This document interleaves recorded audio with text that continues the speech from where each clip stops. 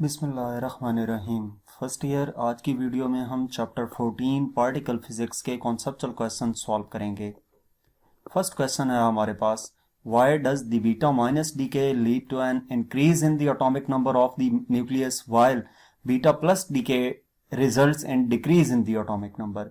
इस क्वेश्चन में ये कहा गया है कि बीटा माइनस डीके के केस में एटॉमिक नंबर इंक्रीज कैसे हो जाता है और बीटा प्लस डीके के केस में एटॉमिक नंबर डिक्रीज कैसे हो जाता है। ठीक है, तो यहां पे बेसिकली जो एटॉमिक नंबर का डिफरेंस आता है उसकी बात की गई है। तो सबसे पहले हम बीटा माइनस डीके की अगर बात करें तो बीटा माइनस डीके के केस में जो न्यूट्रॉन है वो प्रोटॉन बन जाता है। बीटा माइनस डीके के केस में क्या होता है, न्यूट्रॉन प्रोटॉन बन जाता है। जब वो प्रोटॉन बनेगा तो क्या हो जाएगा, एटॉमिक नंबर एक इंक्रीज कर जाएगा। और इसी तरह जो बीटा प्लस डीके है वो बीटा माइनस डीके का ऑपोजिट है, यानी कि इस केस में प्रोटॉन न्यूट्रॉन बन जाता है। तो जब प्रोटॉन न्यूट्रॉन बनेगा तो इस केस में क्या होगा, एटॉमिक नंबर एक डिक्रीज कर जाएगा। अब इन दोनों केसेस में जो मास नंबर ए है वो सेम रहता है, क्योंकि टोटल नंबर ऑफ न्यूक्लियॉन्स यानी कि total number of protons plus neutrons वो सेम रहते हैं, वो चेंज नहीं होते। चाहे न्यूट्रॉन प्रोटॉन में कन्वर्ट हो, चाहे प्रोटॉन न्यूट्रॉन में कन्वर्ट हो, दोनों केसेस में प्रोटॉन प्लस न्यूट्रॉन यानी कि total number of nucleons same रहते हैं, तो मास नंबर सेम रहेगा। लेकिन अगर एटॉमिक नंबर की बात की जाए तो एटॉमिक नंबर चेंज हो जाता है, क्योंकि नंबर ऑफ प्रोटॉन्स जो हैं वो चेंज हो जाते हैं न्यूक्लियस में। जाहिर सी बात है, एक में एटॉमिक नंबर इंक्रीज कर रहा है और दूसरे में डिक्रीज कर रहा है, तो इस वजह से। नेक्स्ट हमारे पास क्वेश्चन नंबर 2 है, explain how the mass energy equivalence principle as expressed by Einstein's famous equation E equal to mc square is relevant to understanding the energy release in nuclear processes such as alpha decay। explain हमने ये करना है कि जो mass energy principle है जिसको famous Einstein equation की मदद से हम जानते हैं, जैसा कि E equal to mc square है, ये किस तरह से रेलिवेंट है एनर्जी रिलीज जो है न्यूक्लियर प्रोसेसेस जैसा कि अल्फा डीके है उसको समझने के लिए। यानी कि बेसिकली वो इस क्वेश्चन में क्या पूछ रहे हैं कि mass energy equation E equal to mc square किस तरह से रेलिवेंट है nuclear processes such as alpha decay के केस में। यानी कि यूं समझ लें कि अल्फा डीके और mass energy equation E equal to mc square कैसे रेलिवेंट हैं। तो हम इसका आंसर सिंपली, अगर आप मास एनर्जी इक्वेशन की बात करते हैं E equal to mc square, तो ये क्या बताती है, small mass deficit in nuclear processes like alpha decay is converted into energy. के E equal to mc square हमें क्या एक्सप्लेन करता है, जो स्मॉल मास डेफिसिट होता है डेल्टा एम न्यूक्लियर प्रोसेसेस के दौरान, कोई किसी भी किस्म का कोई भी न्यूक्लियर प्रोसेस होता है तो उसके दौरान जो डेल्टा एम मास डेफिसिट है, जैसा कि अल्फा डीके का केस है, तो इस केस में जो कन्वर्ट होती है हमारे पास इक्वेशन की दूसरी साइड पे एनर्जी आती है। अब अल्फा डीके के केस में जो मास है पेरेंट न्यूक्लियस का वो स्लाइटली ग्रेटर होता है combined mass of daughter nucleus के, यानी कि पेरेंट न्यूक्लियस का जो मास है उसकी निस्बत डॉटर न्यूक्लियस का मास कम होता है। डॉटर न्यूक्लियस का मास कम रहेगा पेरेंट न्यूक्लियस की निस्बत।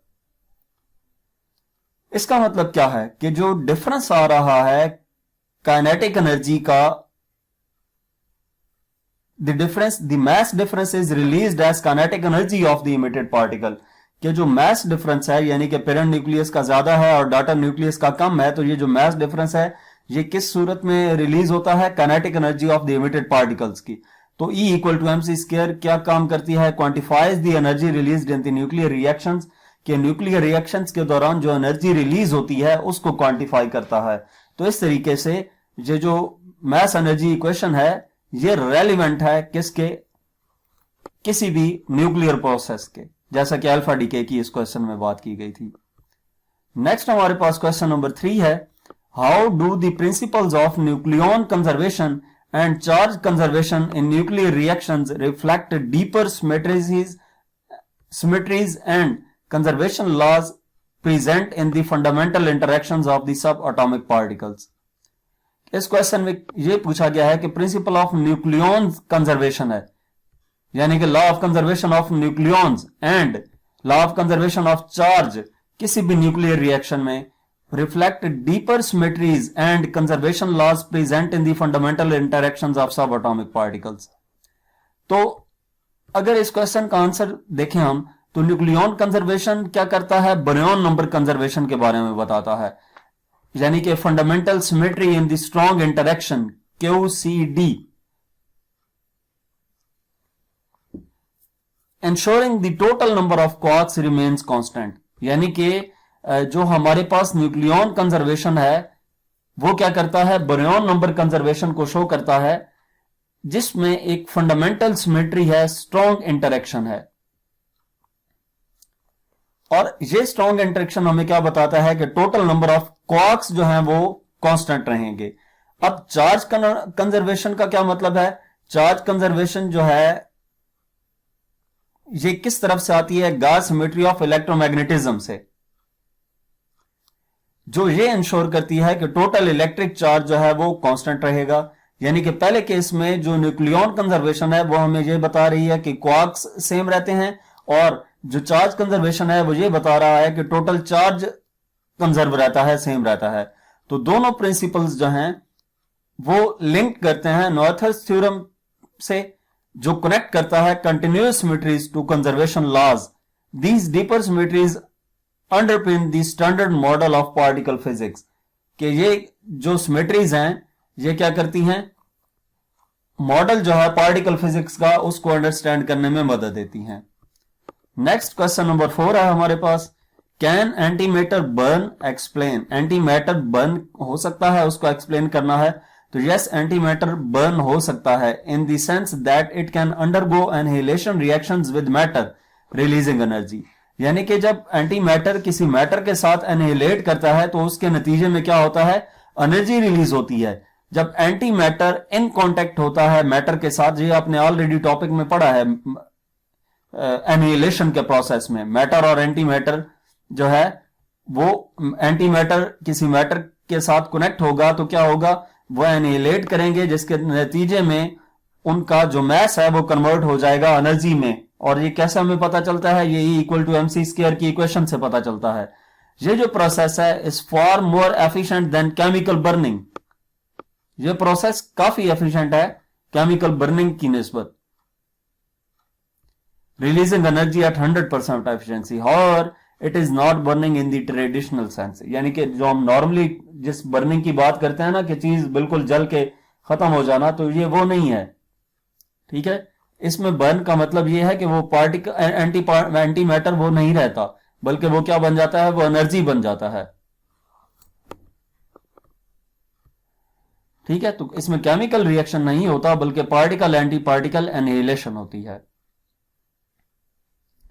नेक्स्ट क्वेश्चन नंबर 5 है, list at least 3 applications of anti matter. Anti matter की 3 एप्लीकेशंस बतानी है। तो सबसे पहली एप्लीकेशन जो है वो मेडिकल इमेजिंग है, PET scan, PET scans. Positrons from antimatter are used in PET scans to create detail images for diagnosing diseases like cancer. यानी कि जो पेट स्कैन है उसमें पॉजिट्रॉन्स यूज किए जाते हैं। पॉजिट्रॉन क्या है, एक एंटी मैटर है इलेक्ट्रॉन का एंटी पार्टिकल है ना पॉजिट्रॉन। तो पॉजिट्रॉन बनाता है एंटी मैटर, और इस एंटी मैटर को यूज किया जाता है डिटेल इमेजिंग के लिए, जिसकी मदद से कैंसर को डायग्नोस किया जा सकता है। दूसरा है fundamental physics research. Anti matter को स्टडी किया जाता है पार्टिकल एक्सेलरेटर्स में, ताकि स्टैंडर्ड मॉडल को टेस्ट किया जा सके और मैटर एंटी मैटर सिमेट्री को एक्सप्लोर किया जा सके। इसी तरह एनर्जी प्रोडक्शन के लिए एंटी मैटर को यूज किया जाता है। Anti matter annihilation could provide ultra efficient energy for future spacecraft propulsion और स्टोरेज। यानी कि फ्यूचर में जो स्पेसक्राफ्ट प्रोपल्जन होगी या उनके लिए जो स्टोरेज होगी, उसके लिए क्या की जाएगी, एंटी मैटर एनिहिलेशन यूज की जाएगी। तो यहां तक हमारे पास पहले 5 शॉर्ट क्वेश्चंस थे। नेक्स्ट शॉर्ट क्वेश्चंस देखने के लिए हमारा चैनल विजिट करें। इसके अलावा अगर आप किसी भी चैप्टर के एक्सरसाइज का सॉल्यूशंस देखना चाहते हैं पास्ट पेपर की वीडियोस देखना चाहते हैं, प्रैक्टिकल बेस्ड असेसमेंट की वीडियोस देखना चाहते हैं, तो हमारा चैनल विजिट करें। Thank you.